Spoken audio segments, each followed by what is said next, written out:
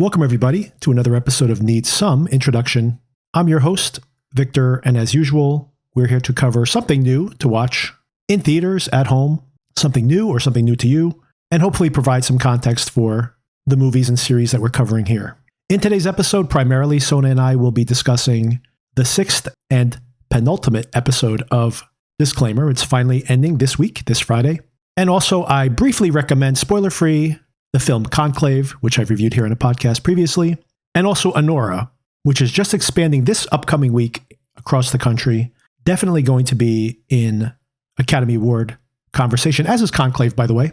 And that is a spoiler-free mini review, just a few minutes spent on that. But I do want to call it out because do expect later this week a conversation with a guest where hopefully we'll be discussing not only Anora with spoilers, but also finally a positive take on the latest Joker film. Quentin Tarantino has recently spoken very positively about it, and I anticipated this would be one of those films that would have a very negative critical and popular reaction, and then immediately, things are so accelerated now, would have some positive response as well. I do not know what that positive take is, but I'm very curious to have that conversation. So once again, later this week, a deep dive into the new Anora film, and a spoiler-filled conversation, a positive take on Joker, which is now available to rent at home.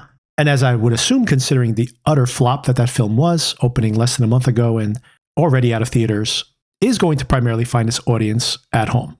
The usual calls to action. If you did listen to my most recent episode, I have a couple of lists I referenced for films of the year, ranked. Anora has jumped near the top of that list, and Conclave is on that list as well. If you're curious to see it, check the show notes for that link on my Letterboxd, or follow me on Letterboxd. And of course, we always look forward to your feedback. Email us at needssomeintroduction@gmail.com, or check the show notes for that email link as well. Okay, let's get into that conversation. Sona and I discussing this most recent episode of Disclaimer on Apple TV+. Hello, Sona. Hello. So we're using a new recording platform. I was just telling Sona, I had a conversation actually with one of our fans who I've been communicating with via email from Australia, and lost the audio recording. And I've had a lot of audio issues, so I'm trying a new platform. So frustrating. But so far, the audio quality sounds very good here. So we hopefully will see if this works out. If we lose this whole entire conversation, no one will ever hear this. Fingers crossed. I guess we'll know soon enough.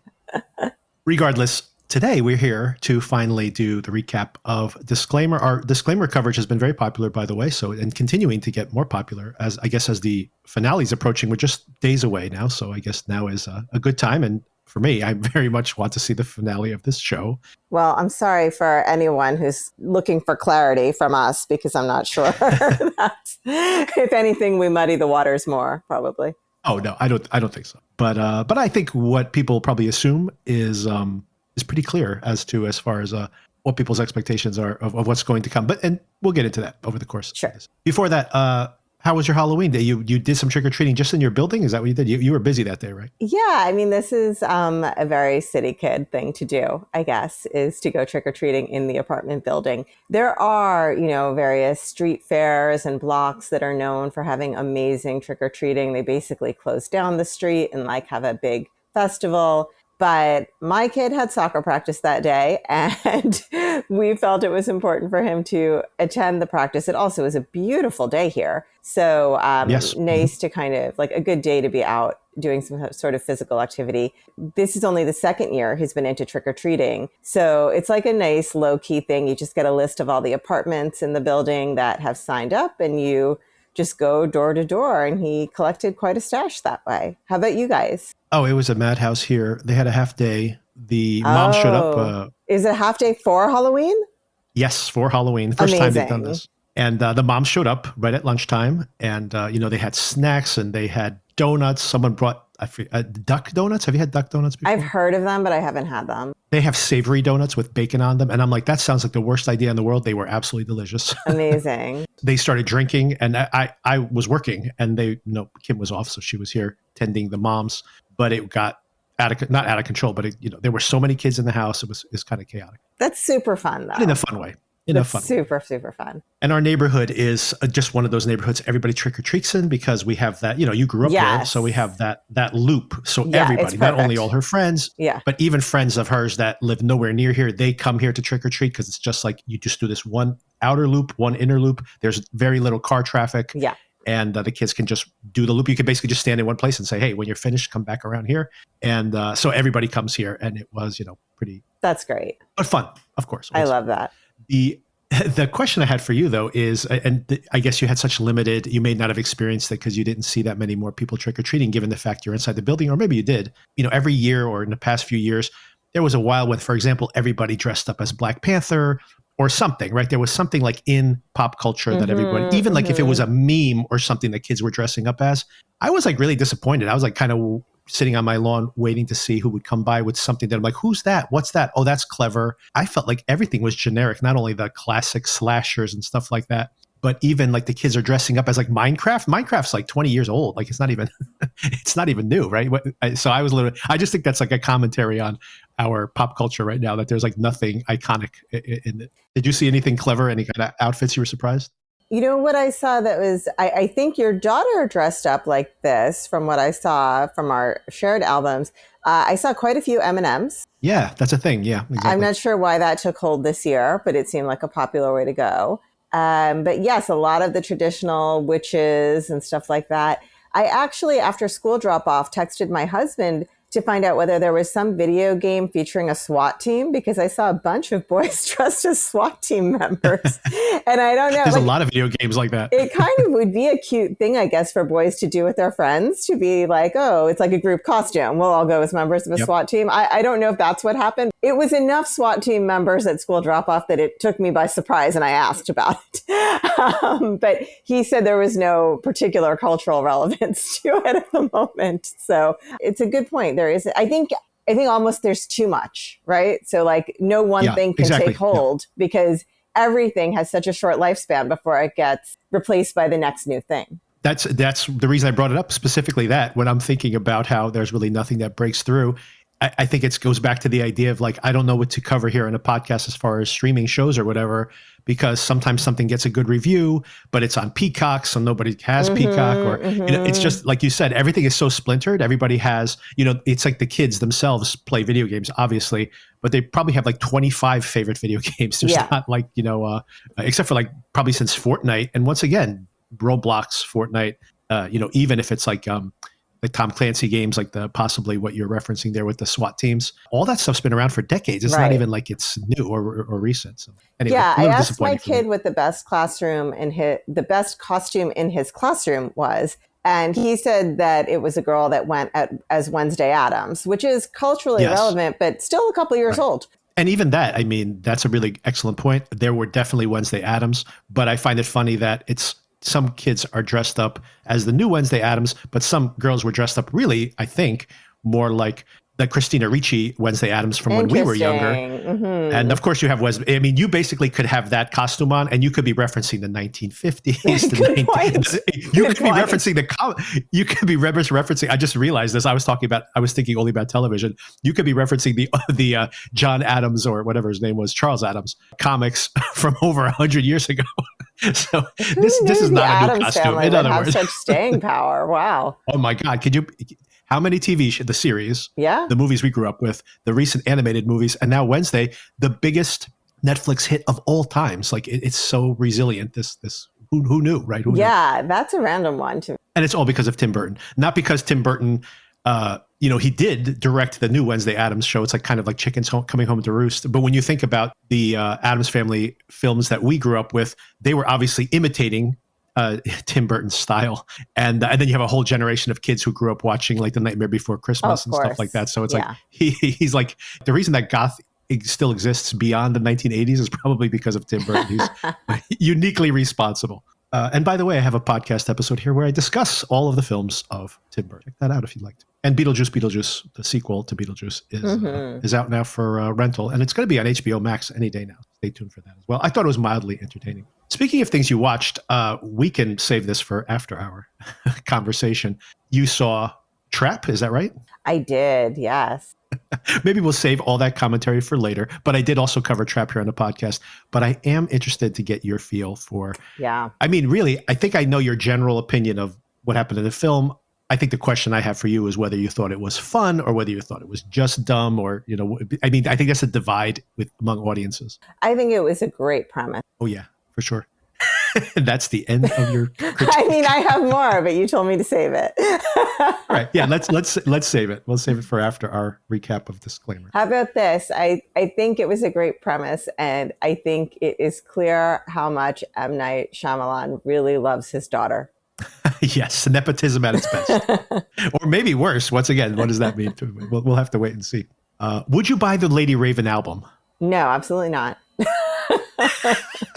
But I'm not the demographic also, right? So although I am a bit of a Swiftie, but I'm not really the demographic for that. That's not really a Swiftie type style of music for sure. Yeah, it has more of an Ariana Grande feel to it to me, but. Although, I mean, he also was touring with his daughter, right? She's an actual musician. So right. I'm sure her venues are not arenas like that. So maybe it was just a way for him to be like, how can I have my daughter perform in front of 50,000 people? I'll make a movie which she has to perform in front of 50,000. I'll fill this arena and have a concert. If you've got that kind of if you can do it, exactly. resources. Cram her down our throats one way or the other. Thanks, Daddy. Or maybe not. She's like, Dad, I have to act too? Oh my God, what do you expect from me? I think that's the question I want to have for you. What's your read on the dynamic in that family? Asian parenting stereotypes gone too far. Maybe you have some insight. There. Oh, and I saw a couple of things I want to recommend. I already reviewed this on the last episode. I saw Conclave. I thought it was very entertaining. Very interesting. It's very fun. It's like a, Agatha Christie type. Love it. But also set in a very realistically showing you the process of voting on, which is fascinating. So yeah, Ralph Fiennes is incredible. He's in every shot. You see, I didn't really appreciate this about him until this movie, but the camera is so close on his face so many times. And there are times when he is having an emotional reaction to something someone's saying, or he's having a revelation as to what someone's saying, and there's no dialogue. It's just you see his expression change, and you know exactly what's happening inside his head. It's an incredible performance. He's like basically becomes Hercule Poirot reluctantly over the course of the film. A lot of fun. It's kind of trashy, to be honest with you, but very serious on the surface. All the actors are so serious about this. And it's not like campy that they're like, oh, they're taking this seriously and it's garbage. It's like, no, it's like you are totally in it, but it's kind of corny. I'm not corny. It's kind of silly in a fun way. Like it's a mystery. Yeah, I highly recommend it. Oh, and of course, absolutely stunning, like visually just absolutely stunning. They shot at actual locations outside and inside the Vatican, in places where you can shoot.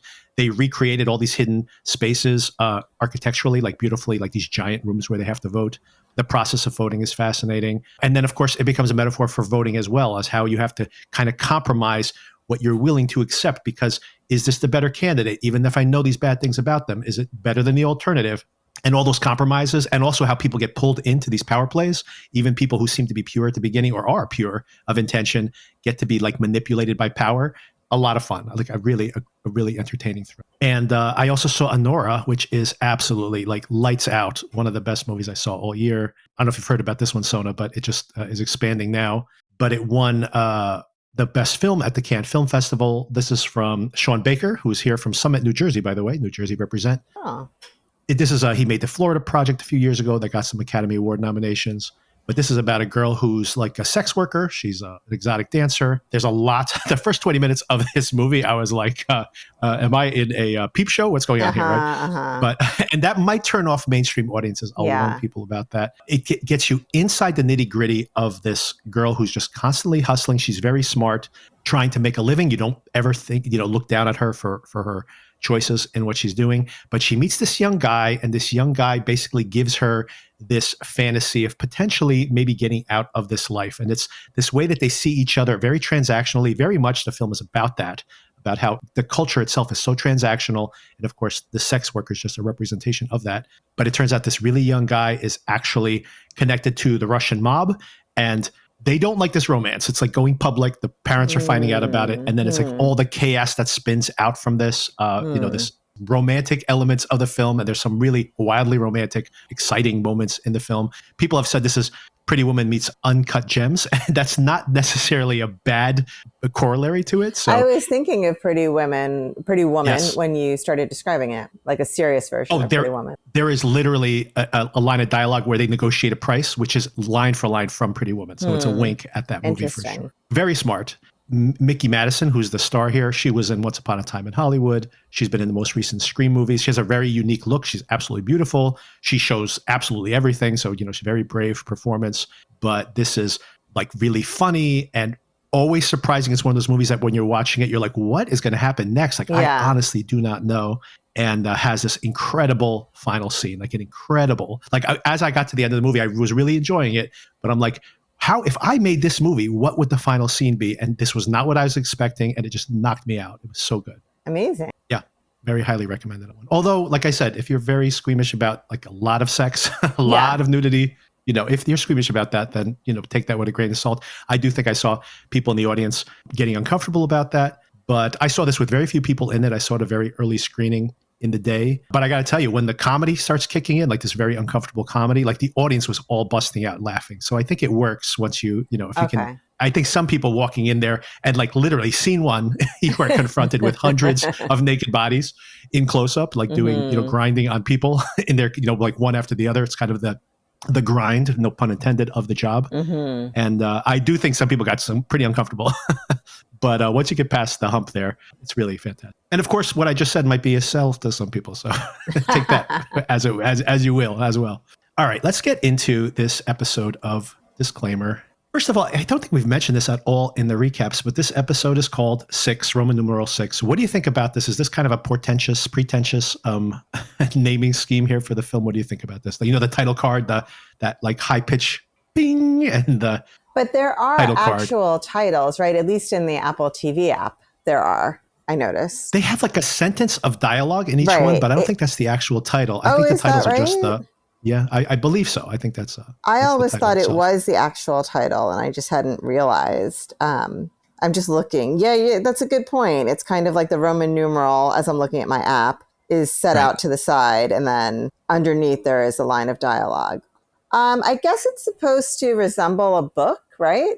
Which makes sense. Chapter 1, chapter 2. I assume that that's what they're going for. Although, since I am actually reading the book, in the story, those chapters move actually from character point of view to character point of view. So there's actually a bunch of chapters being covered in just one of those Roman numerals. But I guess you're right that is how they're trying to break it up. I don't know how effective it is.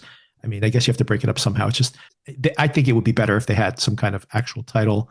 But then again, I don't know if that works either, because as I mentioned in previous recaps, you could really match up the shot from the last one. Like, we ended the last episode with that flashback moment with Catherine. Yes. And now we pick up exactly where that left off. So it's really, this is one continuous, whatever this is, runtime is going to end up being like 4.5 hour film, which honestly, here's my general opinion. It's too long for this story. But, if this was a 4.5 hour movie, it would have been too long, is my point. Agree. But in that flashback, we actually start, for the first time, we hear the right? Catherine is actually narrating her own story. Good which catch. I think most audience members will be dying for that moment to come. And it has arrived, finally. We are very close to the end here. As a matter of fact, that's where we leave off, right? That we're about to hear her story laid out. But it begins here with some details. We see that flashback to her on that actual trip. We hear in the narration that she had been concerned about her husband leaving for work, that she is afraid or not comfortable yet with spending this much alone time with her son. I guess she had always kind of used the husband as a buffer in that regard, which I think we all can appreciate as younger parents. That time when you're stuck having to entertain the kid for a long period of time when you're not used to it is a little, it makes you wary, right? Especially imagine this isn't just like, can you watch her for 4 hours or watch him in this case for 4 hours, but for a week alone? Like, that's a lot of burden, obviously, if you're not comfortable with it. I totally get that solo parenting anxiety. I do think this child is a little bit older to be feeling that anxiety. Yeah, it's a little late for that, right? Yeah, I mean, because a lot of it, I think, dissipates when the child can clearly express their thoughts and their wants and their needs, and you can have a conversation with them. I feel like, for me anyway, The real anxiety was when it's like, what do they want? I don't know. Right. Oh, when they're little, that would never happen. If she's like, if he was a baby, or maybe even just a toddler at that moment too, and he's like, I'm flying out to back to London. Good luck with the kid on your own. You'd be like, no, I'm getting on that plane too. It's true. It's just so true. Yeah. You're not going to have a good time on your, like, well, that's not impossible. Yeah. But I do understand that anxiety. I think it's that point. Like, I had this anxiety, honestly, myself. It was COVID. My daughter was about that age, maybe a little younger than he is here. And all of a sudden, I was parenting her all day long. And she was so attached. This is kind of the opposite of what we see here, but I guess parenting, your attachments can go different ways. She was so attached to my wife as the primary caregiver. She loved spending time with me, but it was like I was the side dish with the 80% that she was spending with her mom. And now all of a sudden it's just like me and her in the house, and very much like what happens here in this episode. She says like, oh, I really enjoy it. Like I get to see a different version of the child when we're alone together. And I did sync up with that perspective here in the show. There is this school of thought, which I agree with, that the best way to ensure equal parenting in your relationship is to have each parent just be left alone with the child. Yes. At certain Yes. points, because you learn to figure it out without somebody else's input or opinion, or the way I do it is this. Right. Right. And because different things can work for different people and they're equally valid approaches. So maybe she just was never left alone with the child in the infant and toddler years. And so this is her first real experience. So, I mean, I get that. Yeah, I think that's pretty much what we're seeing there. Yeah. And that's where that wariness comes from. And I mean, I think it speaks to the type of person she is, where she has internalized. I think this is legitimate to her character. She probably has internalized this perspective of herself that maybe she is a little selfish. Maybe she's not a great mom. So, of course, what eventually plays out here plays into all of those insecurities, right? So I think this is a good character detail. And I also think it's interesting what they do here, where they counterpoint that like nice memory of her son with the son's body being like dumped out in front of the hospital, like Train Spotting style, in minus the Lou Reed song, that which I think happens pretty frequently, right? There's a lot of taxis that roll up and dump out these OD victims, unfortunately. And like here is the bookends in a way to this experience with the son when he was so much younger, and then here's the outcome now, which kind of a tragic juxtaposition there. Yes. Beyond this point, of course, the show now really very much is leaning into making her the more sympathetic character. We see her frantically show up at the house. Her husband's like deep in sleep. Maybe he took something to help him sleep. He will not wake up. It very much feels like the experience of trying to wake up her son, right? I think that's intentionally being a reference there. And then all of a sudden he immediately wakes up. What are you doing here? How dare you judge the way I'm raising the son? And he's just pettily, screaming at her about the affair again and again, if it's an affair at all, in that way. And she's just kind of block him out, and she's trying to do her due diligence and then she finds out that he'd been fired from his job. And this is when he finally realizes he's on the back foot now, being like, oh wait, I really don't know what he's been up to. I really don't know that much about him. I'm always just placating him and trying to be the cool dad. He's making all those revelations there in that moment. On a much smaller scale, many of us can relate to the feeling of, you're trying to tell somebody something and they're just so caught up in all these other things. It's not a satisfaction because this particular thing is so awful, right? But you're trying to get their focus, and they're so distracted with all this baggage that they have about you or some other issue that you're kind of like, you're not listening to me. You're not understanding. I wouldn't be doing this unless I had a deeper, more important point. Right. So I felt it was like very relatable the way the whole thing played out. Yeah, I think the husband over the course of this particular episode becomes a much more less sympathetic character, which I mean, I think we always knew that turn was going to come. I mean, some completely irrational actions from him in this episode. So, right. Yes. And also the fact that, like in the end, if this is a marriage and you have any respect for this person, I mean, I guess the wound is too fresh because he's just finding out now. Maybe that speaks to the fact that he should have confronted him with all this information much earlier on, that he is so wounded by this, and maybe just a petty person deep down inside and not even aware of it because things have been, pretty fine until this point. in his marriage and in his life. He's just not even hearing her out, not even like broadly, but not hearing her out, even in the moment. Like there are more important things right now, Yes, and he cannot get out of the way. It's not about their marriage that she's trying to talk. It's about their child, which is always something that like they're going to share that together, and they're always going to want the best for their child. So yeah, the recontextualization of all of this is setting. This is all table setting, and I think in this episode for the final reveals, because not only do we start seeing her in a more positive light, not only do we start seeing her the flaws in the husband, we see that Brigstock, who's been, I think, believe it or not, I think even a little more sympathetic in the TV show, even though you're probably turned off to it. I see it as a more sympathetic representation of him because I'm reading the book where he has very dark fantasies sometimes about, and now I'm just going to say the things I didn't mention in the recap, but he has multiple fantasies where he fantasizes about killing her. He's stalking her. He's like, I could just shove her in front of the train and stuff. So obviously at a very early point, he is showing no significant mental instability. And you can imagine if in this show, any little bit of sympathy we have for this weakened man who lost his son and blah, blah, blah. If in like episode 2, we see him stalking her and thinking about shoving her in front of a train, probably be a little less sympathetic towards him, even if you have any sympathy at all. Yeah, I mean, this is the underlying thing that I just don't understand. I get what you're saying, and I agree with that. Just going back to my continual question of like, where is this vitriol coming from 20 years later when, I mean, I guess they really thought that she was a stranger, but the wife knew. I don't know. I think it's cold-blooded, by the way, because he is waiting for, but I mean, I guess I'm going to contradict myself a little bit here. I was going to say, I think he was waiting for the son to be of the age or approximately the age his son was, but he's already older. So this theoretically, he would have cracked it. He would have hatched this earlier on. Maybe it's him losing his job that all of a sudden he's just stewing in his own psychosis at this point. Yeah, maybe. So we see Stephen in a much more negative light. We see the husband in a much more negative light. We're starting to see her in a more positive light. And then, of course, in the flashback itself, another very important detail here, we see a sequence on the beach where she's having a blast with her son. But importantly, he's like dumping sand onto her, and it's going into her bathing suit. And then she's cleaning the sand out from her bathing suit. And all those scenes we saw, this provocative peekaboo that she's playing with her bathing suit, now has a very different context. She's cleaning out her bathing suit, and someone like from across the beach has like zoomed in on her crotch and her private parts and is photographing this, which of course immediately makes Jonathan a straight up creeper. Just like his dad, by the way. Credit to you. Didn't you speculate that this is exactly what was happening?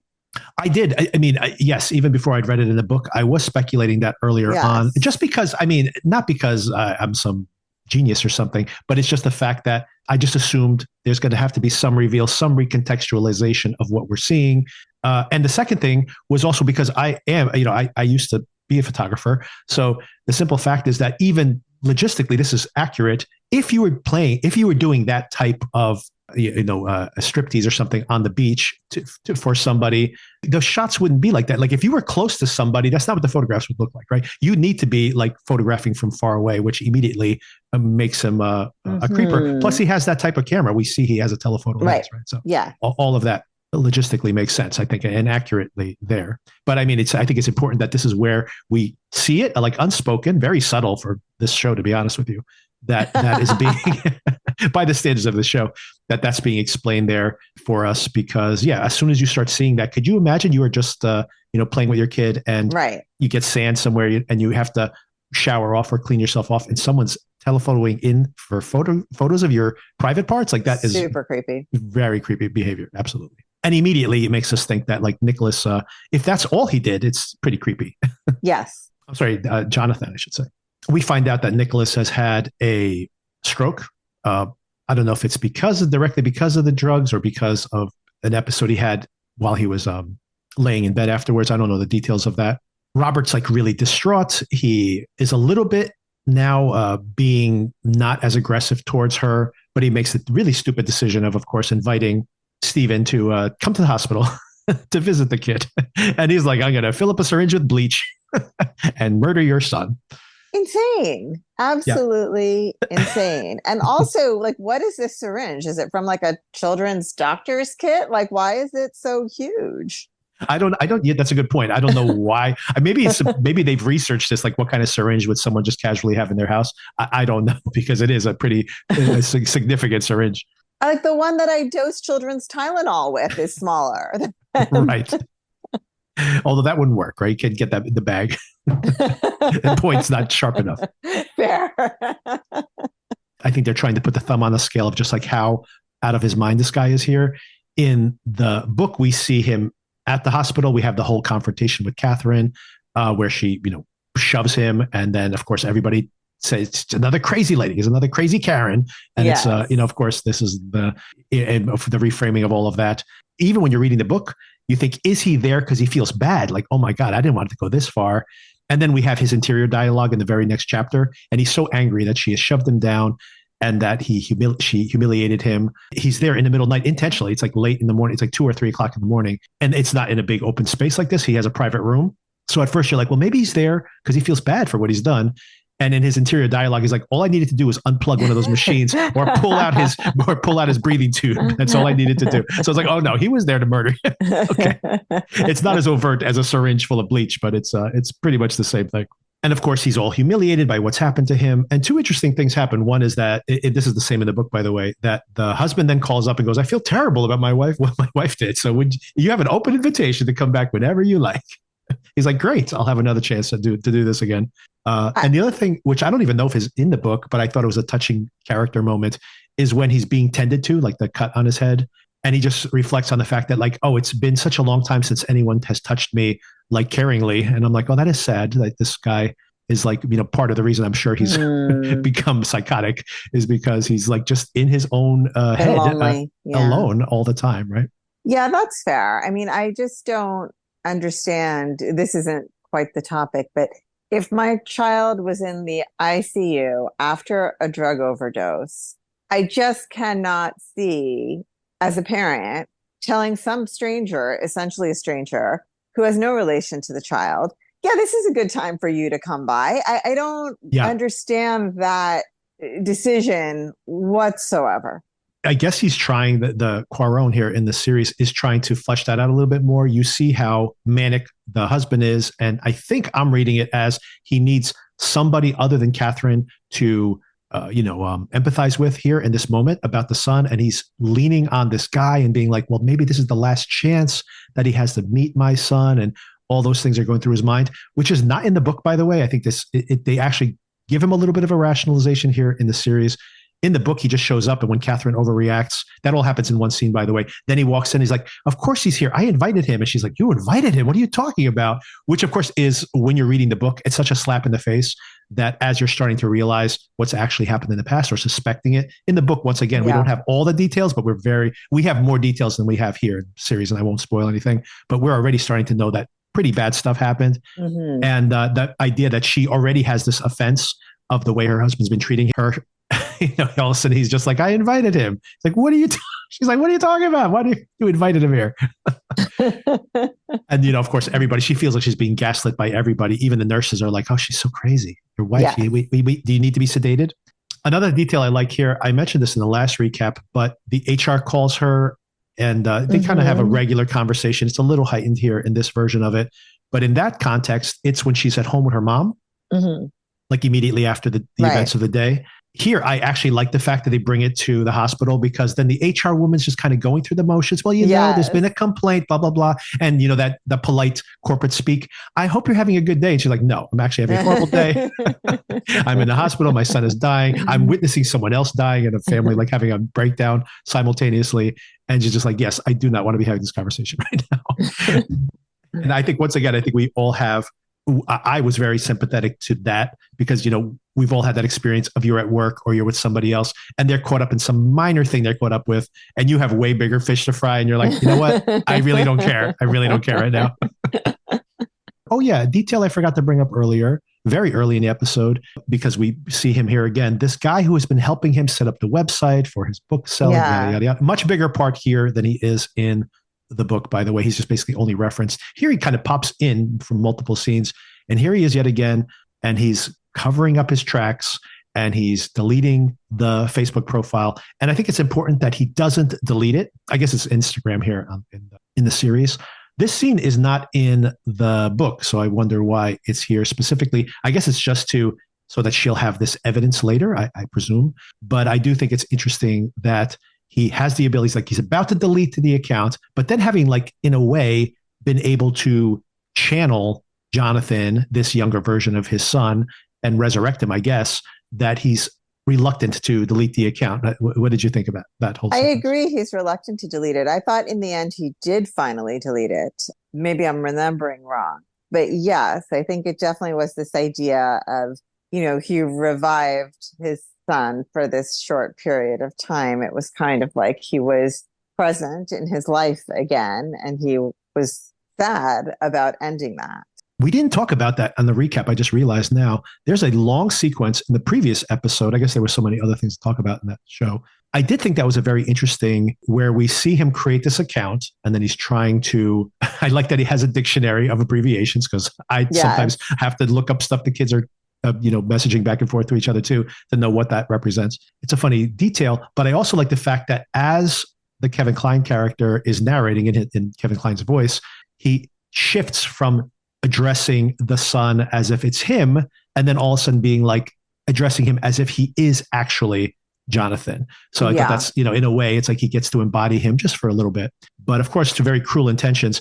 I did think this was an interesting way to show and not tell, which the show doesn't always do. The fact that this older boy, rather than just saying, oh, he's kind of a loser, the fact that he thinks he's messaging someone who's 19 years old, at that age, the difference between 19 and 25 is pretty substantial, I think. Yes, agree.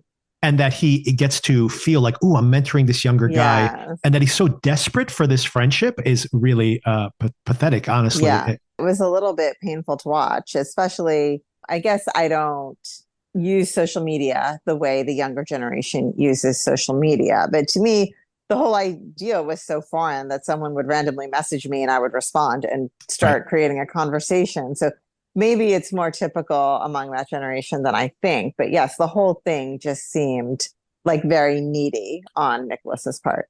Absolutely.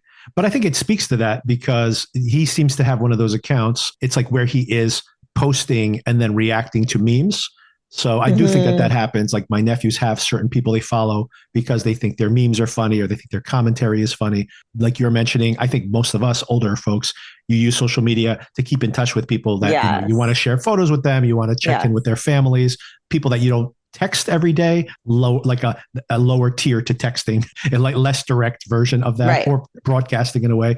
But I think there is a whole bunch of kids who basically build up. They're not necessarily influencers, but they're so in the culture of influencers that in a way, like they are posting memes, reacting to memes, and then they have their dozens of followers, right? Who are basically their little audience. It's kind of like me with this podcast.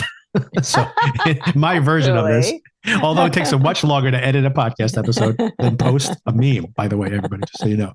So yeah, I did think that was kind of pathetic, and it really shows how he desperately is awaiting that text from this complete, I think that's the detail that was so sad, is that you can imagine like you just met a girl for the first time and you're waiting with bated breath. When will she respond? You're looking at the clock. Well, maybe it's because she's at work right now. You know, we all had that experience of waiting for someone to respond. In this scenario, it's like a total stranger who is just some kid. And this is your day, is all like, why did you take so long to respond? After he's had 7 messages with a total stranger. It's like a pretty sad turn of events. Yeah. And after all of that, we see Stephen is in bed. We hear glass break. Someone's in his house. I think we're pretty sure who it is. He goes downstairs. Catherine's in his backyard, completely overgrown. Nice detail there. We had seen the overgrown backyard earlier in the show as well. I think his cat was outside in this high grass. And here she is in this field. I like how she has this empathy for him, saying, this is where you were, wasn't it, when you heard the news about your son? And then they sit down to have some tea. He's gotten some painkillers from the nurses. He's dosed her tea and given it to her. Do not drink that tea, Catherine. She's sipping the tea and she's about to tell her story. And that's the cliffhanger for next week. So well, you left out that she's holding a butcher knife. Oh, yes. I forgot that. Very empathetic, but not an idiot. She did arm herself. Trench coat with a butcher knife. Right. Well, in her defense, I don't think she brought the butcher knife. I think it's his butcher knife. But second of all, I think that's smart because this guy is unhinged. He did Yeah. try. She did attack him, so he could want to have some retribution. And she suspects correctly that he was probably there to kill her son. So this is not a rational human being. So yes, But then why wouldn't arm she bring the yourself. knife with her? Oh no, I assumed it was his knife. I assumed that she just took it out of his butcher block or something. Interesting. But I'm glad. I mean, but regardless whether she brought it or not, I think she is smart to arm herself. You don't stand there and in someone's house and have them like shoot you or something. Fair. Just the imagery of it was a little bit. It was one of those spots in the show where I'm like, is this supposed to be funny? Because it was just a very stark image to me. Her in the trench coat with the knife hanging out in the overgrown backyard, waiting for him to find her. I don't know. Out of dress to kill or something. I agree. It's very and cleverly done where you see her saying these very empathetic words and yet like in murder, like ready to murder if necessary. Like definitely an image that will stick in my mind. Yeah. And then they sit down very, despite butcher knife, sit down very calmly to have tea and finally have it all out. I mean, I'm very curious to see how they're going to structure the next episode, because what I'll tell you from the book, final episode, right? Final episode. I still have a while to go in the book. There's a chunk of book left, but the reason I mention this is I read ahead a little bit in the book beyond this moment because I'm like, well, there's still a big chunk of book left, so I don't think I'm going to get the story, but I am interested to see how they're going to reveal the information in the series versus the book, because what I'll tell you is her story in the book comes out very quickly, like immediately, like in 2 or 3 pages, it all comes out. Okay. So it's not like they drag it out. From a point of view, I'm always curious about adaptation. If they've decided to do the same thing where they put it all out there and then there's the fallout of it, or whether they drag it out, or whether, the story is doled out in different mechanisms more than the actual revelations. Do you want to speculate on what those revelations might be? Well, it's looking more and more like there's some sort of sexual assault here, right? You think that the sexual violence warning that we have not seen at all in the series we've been warned about in every single episode leading up until now, you think that might be a clue that there might be a sexual assault coming? Fair point. I had forgotten about the warning in our conversation regarding it. Yeah, I mean, they definitely are setting him up in this episode as someone much darker than what we've seen before, even from the start with Sasha leaving because of course, I forgot that very important detail. Yep. Not because her aunt got hit by a bus or whatever it was that they had said, or a taxi, but because they actually did have a fight of some sort, which, by the way, we had been speculating that those opening scenes were reality. Before he went to the beach. But apparently from the get-go, everything in Italy was a fiction, I guess. Right? Which is weird then with the gondola and antagonizing the gondolier. I don't know why the mom would include that. Right. Anyway. Between having the fight with Sasha, the weird peeping Tom behavior on the beach, the voyeurism, and she's kind of explaining how at the same time she's flattered, she's also freaked out. Right. I think they're setting up something pretty dark coming, which I would be okay with, except the structure of this story isn't such that we were able to see that darkness in him. Even what we've seen now is not great, but not awful, right? Like a sex assault awful. Right. I mean, maybe that's the point, is that you don't see these things coming and it's not the person you expect. And that's why these things happen so often, is because people don't look like the big, bad, awful person coming to do this terrible thing to you. Maybe that's the point here. But to me, like, it's hard as a viewer to go along on this ride and then all of a sudden have that happen. What do you think? I had written notes on it and somehow forgot to bring it up because I think it's such an important detail in the book and in the series. This revelation very late in the going that the girlfriend left and that they had a very contentious conversation. The Stephen character, even now, seems to not know the details of that actual conversation. So he didn't want to know. So that's very important, I think. Not the fact that he asked his wife, what did she say? But that he didn't ask. So he knows something about his son he's trying to hide, and that maybe the mom knew as well. And that's why she wrote this narrative to make a version of it where he's not the abuser. So I think that is very important to the context of the series. I also think it's interesting not only that, the daughter left in a huff. I think in the book or the series, I conflating the two things at this point. He does say, yes, indeed, her aunt was hit by a bus or just died, I think, something like that. But that's not why she left. She left because of something that his son had done. And I think it's very important, and even more explicitly in the book, by the way, that later on, when they call the mom up and tell her, I wanted to tell Sasha, that's the first person they call. Sasha needs to know that he died. That he says explicitly in the book, but she did not go to the funeral and they never spoke to her again. So think about that. Someone you're currently dating has died on the trip you were on with them, and you never speak to the family again. This, I think, is a detail that this guy obviously, he revealed himself to be a really bad guy. Like no coming back from this with her during that trip. We don't know what that story is. Maybe we will find out in the final section of the story. But I mean, I do think that's pretty damning evidence right there. And by the way, the whole thing that Sasha had left earlier, and the reason why that she was very upset, this comes a little earlier in the book. And that's one of those details I didn't want to mention last week. That comes like maybe 3/4 the way through the book. And you're in the back of my mind, I'm already like, what is this guy really like? What's really going on with this guy? And then I heard that detail. I'm like, all right, this guy's obviously a scumbag. If I'm remembering correctly from this last episode, there's a second phone call with Sasha's parents, right? And Jonathan's mom, where she's even trying to go into it more. And at that point, they've gotten the bad news and all of that.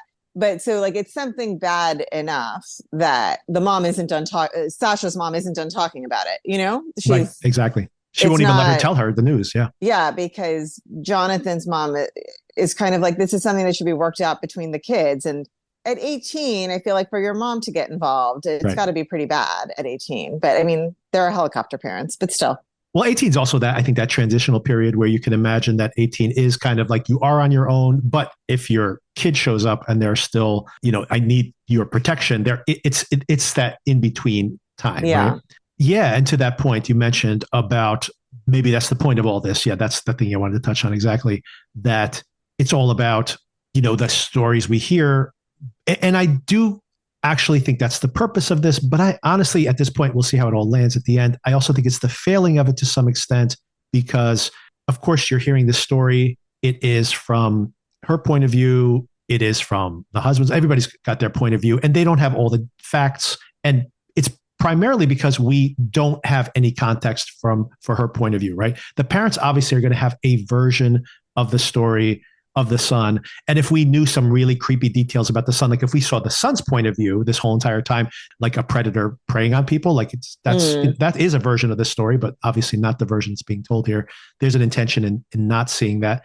I think you make a really good point, by the way. It's also the fact that we don't see this particular person as a predator, but of course the average rapist probably does look like a young man who doesn't look, it's not like some stereotype of some leering, creepy, knife wielding, street person.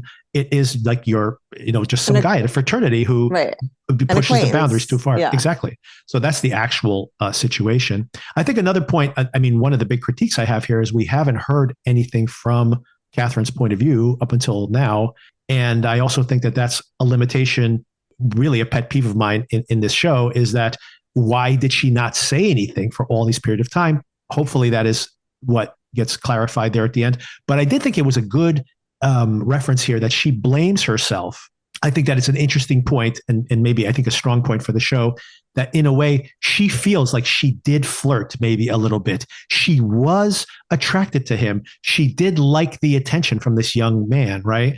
In a way, she blames herself possibly for what is to come. I think that is important that they clarify that. But once again, is that shame enough for her to have never spoken of this whole entire time? I mean, that's the part that I think is, maybe it's psychologically true. I don't have this experience, obviously. I find it very believable that somebody could be assaulted and never mention it. That I absolutely believe. The question for me is then the subsequent events of the drowning and all of that. I mean, I guess we don't know exactly how it really happened yet. I guess I could equally see, as a woman who never planned to tell anyone anyway, being like, well, this is perfect because now I can essentially pretend it never happened because the only person that knows is gone. Exactly. So I actually could see that. Yeah, I think that's where the aspect of the show that is in a way the cover up. And maybe if this kid was alive and lived nearby, you'd be terrified. Like, what if he finds out where I live or something? Yeah. But then all of a sudden, it's the irony of it, right? That he's the one who rescues your kid. And then and maybe you feel some guilt about that this person who you vilified is more complex than you could imagine. Maybe in his own mind, he sees himself as a heroic figure, even though he's a sexual assaulter. And then, so there's that complexity of that. But like you said, it's like on the one hand, it's like I can have this really painful discussion and dig all this stuff up and lay it all out. And tell the family that who just lost their son what his actual character was. But then what's the point of all of that when the kid's dead, right? So I do think that that's probably all factored into that final revelation. I mean, I actually even see it. I reference this way more in our conversations than I ever imagined I would. The whole Mad Men thing of when right. Peggy is pregnant and Don Draper is telling her, you won't believe how much this never happened. Like, I think it's that. I think that, she wishes it never happened. And now here's a scenario where she can make it like it never happened. She's the only one that has to live with this. And she will pretend to herself that it never happened. That to me is totally believable. The only thing is that there would be some quote unquote safety in sharing that secret with your husband once that person is gone, because you wouldn't think, oh, I'm going to set this whole thing into the motion where the husband's going to be angry and seek to avenge me or whatever it may be. If that person is gone, having had such an awful thing happen to you, there would be more of a safe space to share that with somebody when you're not worried about repercussions of that person knowing. I mean, I think we all have people, hopefully we all have people in our life that if something really awful happened to us, that somebody did to us, these people would want vengeance, right? Like, yes, because that's how much they love us. So I could see not wanting to start all of that in motion and keeping it to yourself. But if that person is gone, I would think that would make you more likely to feel safe in sharing it. But maybe this is telling us about her marriage, that she still didn't feel safe sharing it, even in that case.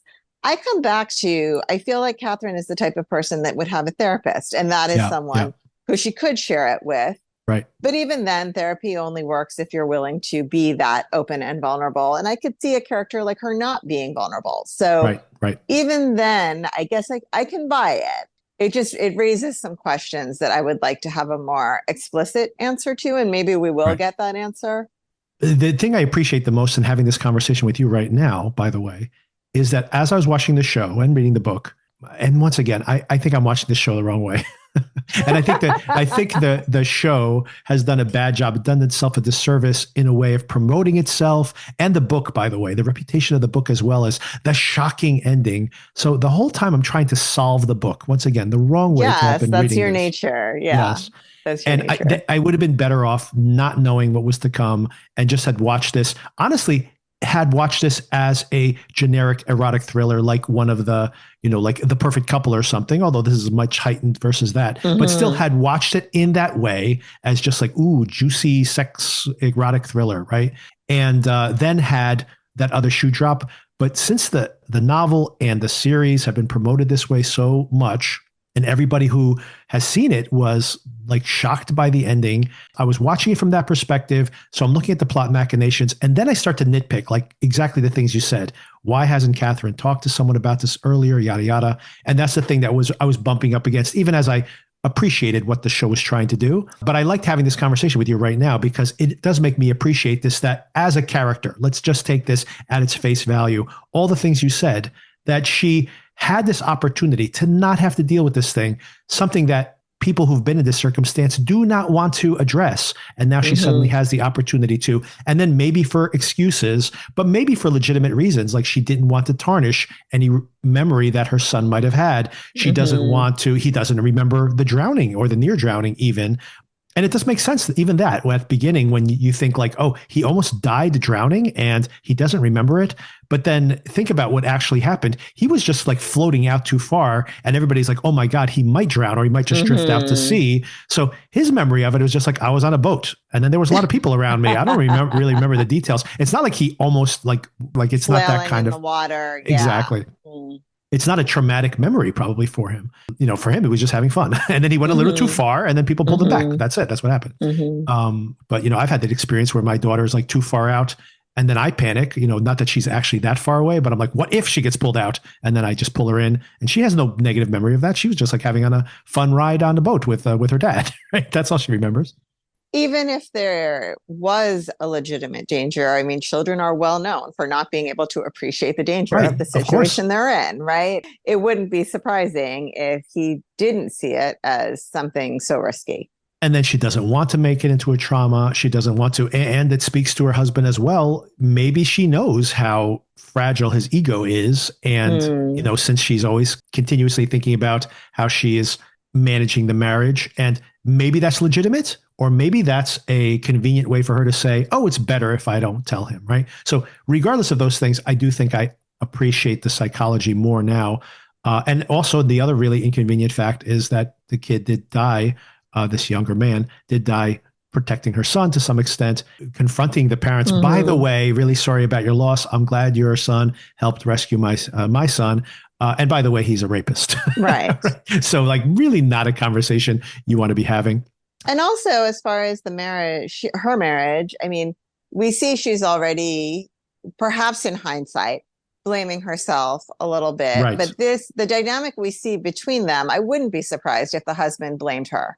Right. For somehow bringing this on herself, which is a very familiar dynamic, right? That people always, well, what were you wearing? Why were you in that neighborhood? Right. Yep. So right. I could see her being fearful too of then needing to defend how she found herself in that situation.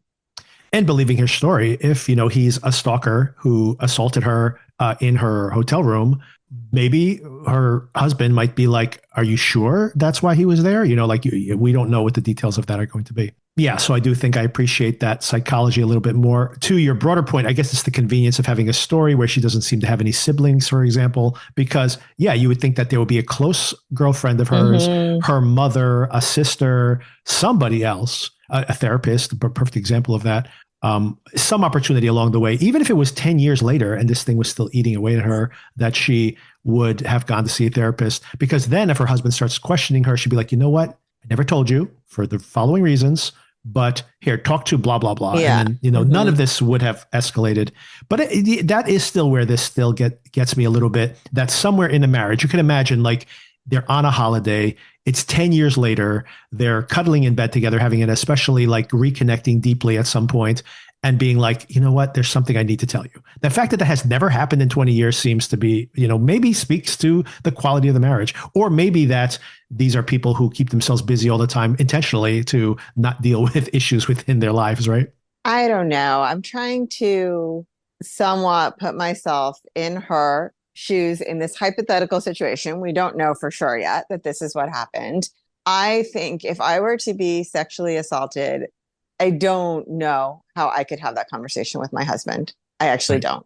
Right. I think that would be one of the hardest things you would ever have to tell your husband. And I think with the combination of him being physically removed and the son almost drowning and the guy dying, I would see it as a very viable option to just pretend it never happened, at least as far as my husband is concerned. Yeah. I mean, the other thing I was going to say, too, is you could think about if this is a especially violent attack on her, that she could have called the authorities. Obviously, if her life was being threatened in the moment, that's fully understandable. But, she could have mentioned it to the hotel security the next day, something. That's true. Maybe there'll be more details to come. Yeah. But I do agree that, just to hear this afterwards, that I had left my wife behind, just have fun at the villa, enjoy your time. And then she came home and told me this, it would be deeply traumatic. If the person was alive, I would want vengeance immediately. Exactly. If the person was dead, I would be frustrated in having to deal with this with her for the rest of her life. And it would always be there. Like I could never not know it. And of course, no closure on it because this person died. Right. So it would be terrible. Piece of news, obviously. And maybe because of all those reasons, that's why she didn't go to the authorities. Yes. And I mean, regardless of all of that, which I find very interesting and would like to know more about that. I feel like having gotten this far into the series, if all of that happens, we are still speculating. Right. I think I will be upset that this all got left for the last episode. I think I would rather have spent a little more time with this portion of the story and this portion of the timeline. I completely agree. This is where adaptation should have taken that into account, I think, either a shorter series or restructuring the storyline. Because, by the way, this has been a very, very faithful adaptation. I have been reading the book along with the show, and I was assuming, well, things are going to get scrambled, so I might have to quit reading the book halfway through, etc. And I could have been reading this side by side with the series because a few scenes got moved around, but this is in the chronology of it. We are literally in the book. We're in the last quarter or less, maybe the last 15% of the book at this point in the reading of the book. And simultaneously, we're sitting in the kitchen with the two of them, right? Like we've arrived at the exact same location in both stories. So it's very faithful. But to your point, the investigation could have started earlier so that there was more questioning of those stories and this reckoning or some of these themes thematically, like the issues with the marriage. Maybe there are some issues with the marriage. All those things could have been highlighted earlier on so that when the final reveal comes, it would be more rooted in character, I think. But once again, we haven't seen the last episode. So maybe all of this will be improved with that final episode. But I have questions as to telling the story in this way, just like you mentioned. I would say my overall criticism of what we've seen so far is I feel like there hasn't been enough depth to what we've seen in a story that seems like it should be very deep. The thing like this one son's drug addiction, the other son's death, this potential of whatever really happened. I feel like there should be so much depth to this story. And I feel like the treatment has been very superficial, partly because we're jumping around so much. Right. Do you feel that in the book or no? I would recommend the book, actually. I think the book is a better version of the story for some of the reasons you said. We are only seeing the Catherine storyline and then Stephen's narration, chapter to chapter to chapter to chapter. I assumed we were going to get like a GARP version of like a book within a book. We do not get that. As a matter of fact, we only know what happens in the book from people reacting to it. Like the husband is reacting again to, he can't believe that sex scene or whatever, right? So he's reacting to elements of the book, but the context of the book itself is I'm actually bringing in from the show that we don't get into the explicits of it. But, we do get the basics of it. Like, for example, just like in the series, the photographs are delivered through this fake Facebook profile, Facebook in the book, Instagram in the series. And, some of the details get reiterated there during those conversations. When we get some of those explicit details in those conversations, we're not seeing them in the context of reading a story, like written. It's people talking about what's the context of the book. Like people in her office, people, her husband's reaction, etc. Her reaction to it, that she's like, I can't believe that that's the version of the story that I'm hearing. It's all coming from their reacting to it. But the story is structured very similar to what we've seen in the contemporary timeline. So you spend a lot more time in these people's heads and you see the insecurities of the husbands in much more detail. You see Jonathan, I should say, you don't get Jonathan's interiority. I take that back. But we see like Nicholas, for example, you hear him in his own head, how he's lying to his dad about having this girlfriend, but it's what he wants to hear. You hear the animosity where he's like angry at his mom, but then deep down inside, it's like he feels like a disappointment to his mom, maybe because she's so successful. So all these things are richer in the book because we're inside their heads. In a way, I think it's a good companion to the series, and I would recommend it. I don't know if the endings are going to be different, but you're just getting more of the things that I think work in the series by reading the book. And once again, the last reason I would recommend it is if this was like a giant 700-page book, I'd be like, don't read it. I've been reading it slowly. You can read this book in a day. Like it's not a heavy lift. So for that reason, if people are into the story or want a little more depth to it, I would recommend people read the book. Interesting. But one ironic thing I'd say is that I'm not sure I would recommend this series, but I'm pretty sure I'm going to recommend this book at the end, especially if you like read it in a day or two. I think it would be a very satisfying book to read. And maybe, by the way, that's the other thing. Maybe another reason I'm watching this show wrong is that maybe as a binge, this would be, if I had watched this the way I watched The Perfect Couple, which I didn't love either, I might have been very much more satisfied getting all those answers relatively quickly. Could watch the whole thing once again It is 7 episodes, but they're 40-minute episodes. So that's only like 4 hours. I mean, that's less time that we spent with The Perfect Stranger. I mean, The Perfect Couple, I should say. Perfect Strangers.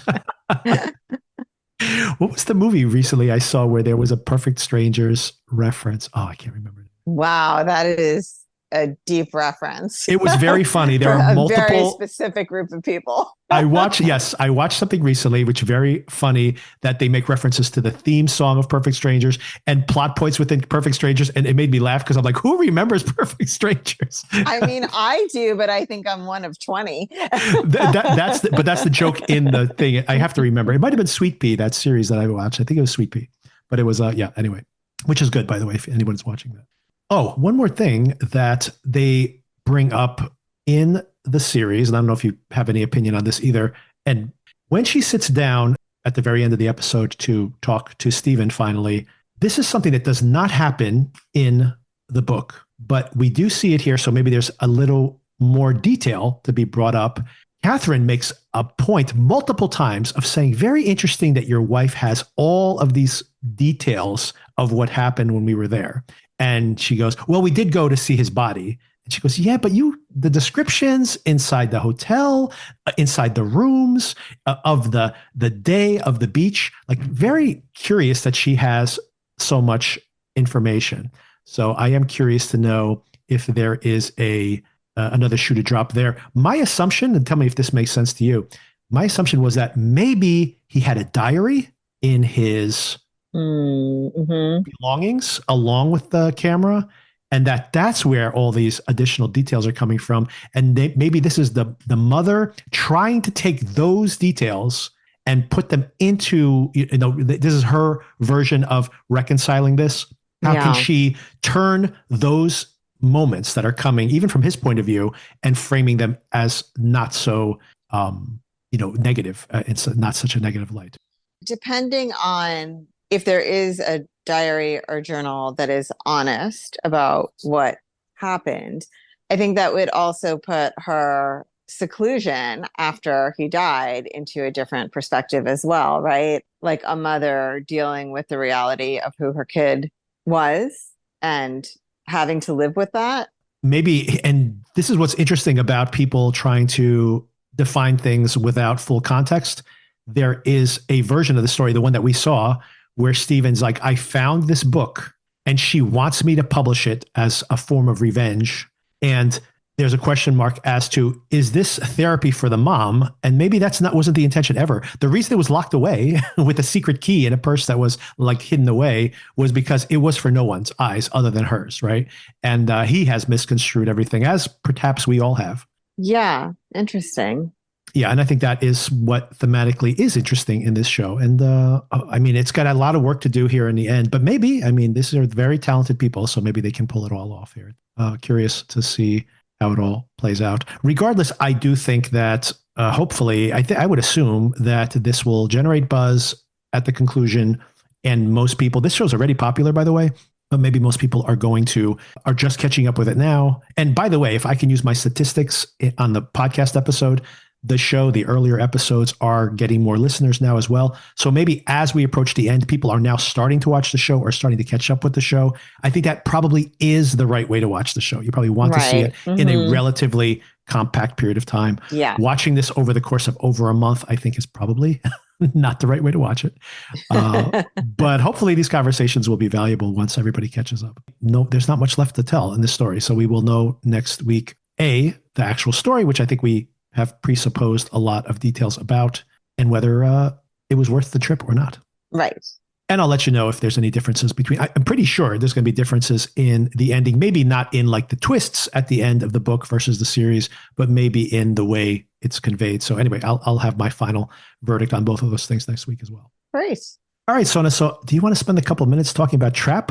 What was your experience? I know we've talked about this, like our origin story with, well, maybe not origin story because I was into movies way before this, but a common interest we had was, of course, we went to see The Sixth Sense together.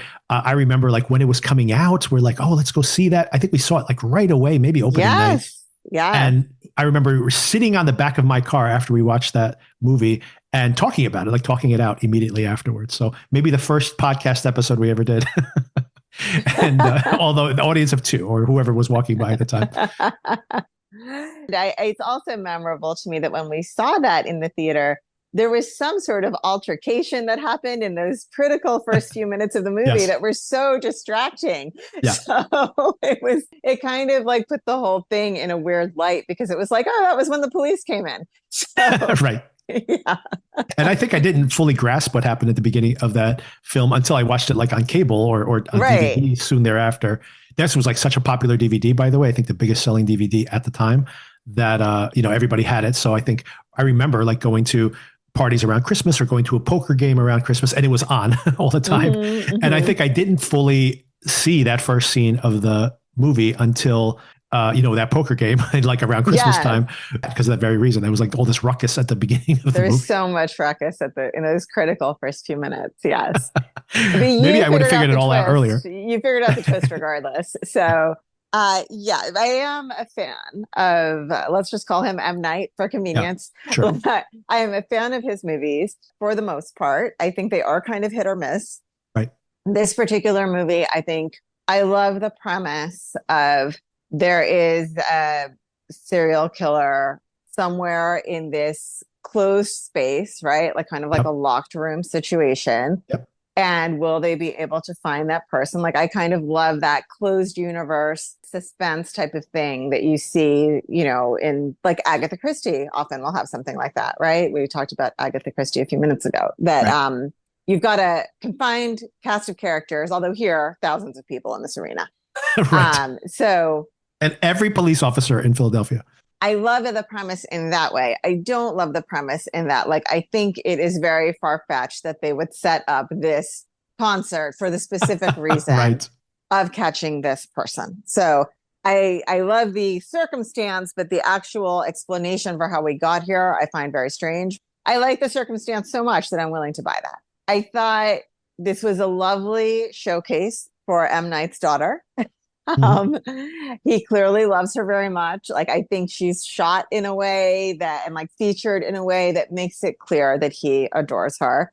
I found it funny that, she's supposed to be this pop star, but the costumes in the concert are almost like bridesmaids dresses. Like, they're very conservative, compared to what a young girl would actually be wearing in a concert.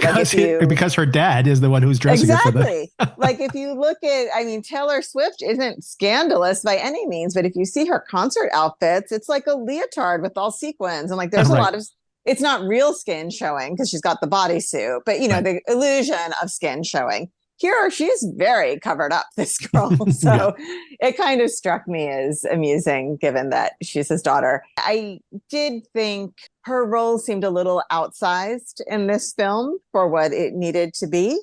I understand it's the mechanism that is setting everything in motion, but I kind of felt like I didn't need as much of this character as we got. I loved everything that happened in the arena, the way you see his mind working, the way he's trying to figure out how to evade people, the way he's creating distractions, the way he keeps running into that annoying mom everywhere he goes. I love all of that. Once they left the arena, it got a little bit less creative and more like a stereotypical suspense thriller type movie with less creativity, less surprises. I did like can we do spoilers here? Yeah, you know what? Let me just call that out there. So the movie we're going to talk about is Trapped. It's very popular right now, streaming. I think it's near the top of the streaming charts. Very modest success at the movie theaters, but very popular, very easy to watch. And since it's so utterly easy to watch, and this has been around since the summer, and I think most people have probably seen it already, we are going to go full spoilers now, because I think you really need to spoil this movie to get into where I think it goes off the rails, which I totally agree. Going from like dumb fun in a good way to dumb fun in a bad way. That's a good explanation. That comes later in the film. But anyway, we're going to spoil everything. Check it out there if you're curious. If you're not curious, then you can hear the rest of this conversation. But Sona, go full on spoilers. I agree, by the way, that I did think that in the arena, there's so many things that I think are ridiculous. We see explicitly that they have secret cameras everywhere, and yet he's like shoving people down the stairs. He's showing up in he's showing up in the back rooms where like all the paraphernalia are being housed. even if everything's being surveilled, wouldn't you be like, isn't that same guy again? Like, there'd be very suspicious behavior on his part. And I do like you said, he's figuring out from moment to moment, how do I get out of this one? How do I get out of that one? Although once again, like, how did he get in the back of in the deep fryer and put the oil into the deep fryer, which is a cool thing. But once again, when there are cops crawling everywhere, how did that happen? Like, wouldn't you be looking for exactly this type of behavior? And maybe the most egregious thing for me, I love when he's listening in on Haley Mills, by the way. Haley Mills from The Parent Trap. Get it? This is the first movie she's made in like 30 years. I didn't realize that. Haley Mills from The Parent Trap to play the psychiatrist, because The Parent Trap. Get it? Get it, everybody? Right. So that gives you an idea that he's obviously trying to have fun here. But I wish that he had been a little more rigorous. The sequence where he's listening in on an earphone. One of you right now is talking to the killer. And then he goes into that back room and they're like, by the way, everybody, here's who we're after. Here's some details of these grisly crimes he's committed. And we have to keep our eyes peeled. He might be among us right now. And then he walks in there and gets coffee and no one even questions this. Like it's so on the nose. I'm like, yes, he's actually clever in how he gets away with things, even where he knows he presupposes where the sugar and the coffee is, and he's right. And then that makes him sound like he should be there. All of that. But simultaneously, every one of these hundreds and hundreds of cops has to be a moron to let him keep getting away with it. Right. Then we, of course, leave the arena and then things get even more ridiculous. Yes, things get really ridiculous, especially with, and I texted you while I was watching this, that the pop star at one point has locked herself in the bathroom with his phone. And it's the perfect opportunity to do one of 1,000 things that could put an end to this, including, calling 911, calling, as you pointed out, the limo driver who's sitting right outside and telling him to call 911. Right. Exactly. Any number of things she could have done in these moments that she chose not to do. And I mean, I guess typical thriller movie, poor decision making, but I feel like the standard is a little bit higher for an M. Night movie, right? So, I didn't love all of that. The fact that there's like somehow a ladder that leads to a tunnel underneath the kitchen sink, if I understand it properly, that somehow his wife didn't know about, though. He's discovered. Exactly. Right. So, but what I did like, speaking of his wife didn't know, I did like the reveal that it was the wife who was onto him and turned him in. I did think that was unexpected. I didn't like the way she somehow talked him into having a last piece of pie before. Please, just one more piece of pie. Like what? Okay. And at some point poisoned this, not poison, but like a strong sedative on this pie that we didn't really see the logistics of how she made that happen, unless maybe I got distracted for a second and missed it. It's possible, but no, she just literally reaches under the cabinet and, sprinkles it on top. And of course, which I mean, like the fact that he's not suspicious of this after supposedly being so rigorous up until now, it doesn't make any sense. But I know he makes that point. You're not buying yourself in that much time. I'm going to finish this pie in 5 bites, but like, right. That's what makes this so weird, right? So why don't you have more questions? I don't know. Not that, I was rooting for her, but certain people who love this film, and there's like a subset of like film Twitter that talk about how great this film is and that people are just nitpicking the plot and they got to get over it. You stop nitpicking plots. And I'm like, I agree that I have the tendency to nitpick a plot because there's like a certain threshold at which, like, if one ridiculous thing happens, I'm totally accepting of it because that happens all the time in life where you misstep, you miss the detail. That's fine. But to your point, there is one outlandish thing that happens in this film throughout. Like the whole arena thing seems, the fact that he escapes there is ridiculous. And then, of course, once we exit, it's one moment to the next is ridiculous. At no point do people work in a way that makes sense for them. Even him coming back to his house, knowing that his wife is going to be there. And the fact that he doesn't suspect, well, maybe that's a trap. Like, why would they bring her back to the house when there's a secret tunnel that they found? Does he have another secret way of getting to the house? Like the fact that they're like, oh, and they left her here alone. He's in there 35 seconds after the cops and the psychiatrist are gone. The fact that he's like, oh, they left me here with her alone, even though they were here just 10 seconds ago, even he should be suspicious of that situation. It's so. I love that he takes the thing from the spoke of the tires. When I covered this in the podcast, I said, don't let him near the bike. M. Night has directly referenced Silence of the Lambs here. And I'm like, Hannibal Lecter killed his guards because someone gave him access to a pen. I'm like, you don't let him next to the spokes of a bike. Like Hannibal Lecter could have killed an army with the spokes on the bicycle. I actually think I'm quite good at suspending disbelief for the sake of a good story. I won't let some details get in the way of a good story. But yes, even for me, this pushed it. It's too far, right? Too far. Yeah. I mean, you just have to assume that everyone's being an idiot at all times, Even that is fine. But like I said, I think my expectations are set a bit higher for an M. Night movie. I don't even want to outline all the ridiculousness that happens inside the arena, once again, because I think that that's actually a lot of fun. It's fun. But yes, agree. Everything in the film itself goes kind of off the rails once his daughter, M. Night's daughter, becomes the center of it. First of all, yes. I think she does a totally credible job as this performer. And by the way, counterpointing that to the excellent performance that Josh Hartnett does, having him and her together, she's not going to be performing at that level, right? So she does a totally credible job, but there's a lot. I mean, it's a thriller, right? This is a lot for her to have to do, and she doesn't do a terrible job of it, but she's not quite up to the job, which is not surprising, right? Agree. So he's not really doing her any favors in that regard, I think personally.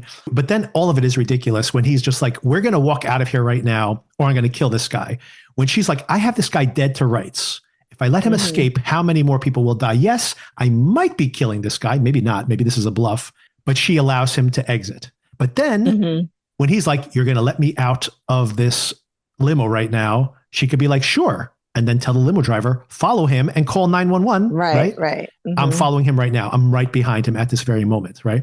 And unless he's going to murder somebody in front of his daughter, or murder his daughter, then, but once again, I personally would take that risk because, I could save dozens of lives by potentially risking one person's life, even at that point. But then it gets worse. They show up at his house, which is a good power play for her. And she goes inside the house and doesn't warn her driver. Like, by the way, if I'm not back in 5 minutes, call 911. And he's like, why? Just call 911. Trust me. Nope. Doesn't do that. I think she does a really clever thing in grabbing his phone. All that is really cool. And now she gets to do what she wanted to do, rescue the kid in the, and I like the empowering the whole Instagram followers to locate the location. I thought that's all cool and well done. That was clever. I agree. That was clever. So that was well done. So for a minute, I'm like, okay, I see her broader plan. But then, like you said, then that house is completely surrounded by cops, like by 150 cops. And he somehow gets away that, they tell the driver to get out. And then he jumps into the driver's seat. They're like, yes, they haven't prepared for this circumstance. All of it is just from that moment on, as the film progresses to the very end, it's one absolutely ludicrous thing after another. So it's just crazy. Although that in a way, that's kind of the fun of it. In a way, it could have been like dumb fun early on. And then there's a hint here of the confrontation between the husband and wife in the kitchen. That actress basically has one scene to do. And as soon as I saw her earlier on, I'm like, well, she's going to have more to do here because you don't hire this actress to just do one scene. And she's terrific in those scenes. And if the film had dealt with some of these themes of he is this hyper controlling monster who now has been in a way reformed because of, having a family and everything else, and the betrayal he feels, even though he's a killer, right? All of that is actually interesting. And it could have been played out there. And maybe she should have killed him, right? That would have been a better resolution to the whole thing. But yeah, it's just, there's a moment there where I thought the film was going to elevate itself. And no, it's just another silly scene among silly scenes here at the end. By the way, what do you think of this? I suspect if this film had been a really big blockbuster, that there was an intention of having him help solve crimes. Maybe he's behind the scenes and he's help solve crimes, or maybe he escapes again and we pick up the story, because it feels like this is like an origin story. This is unbreakable for this serial killer character, don't you think? I mean, they're definitely setting up that this isn't the end of the story because we close on him having that piece of the bicycle and a light in his eyes, kind of what the future holds for him. So yeah, I think there is possibly the potential of that. But, this is no Unbreakable, right? Like, And it didn't, yeah, it does. I don't think it's going to have the cultural footprint of that film. So yeah. I think this is probably the last of it. But I think if it had crossed over, and there was a chance, like you said, I think there was a real sense that this could have been a little bit more than it was, and that could have happened. But oh well, still mildly entertaining. It was entertaining. I think it's one of those movies that I expected it to end earlier than it did. And so Yeah. I kind of was like, wow, we're still here watching this. So Yep. it was entertaining, but at the same time, I think there were a few exit ramps they could have taken that they chose not to. Definitely. So, that affected my experience in that mentally I was preparing for a wrap up that didn't come, which I always find a little bit frustrating.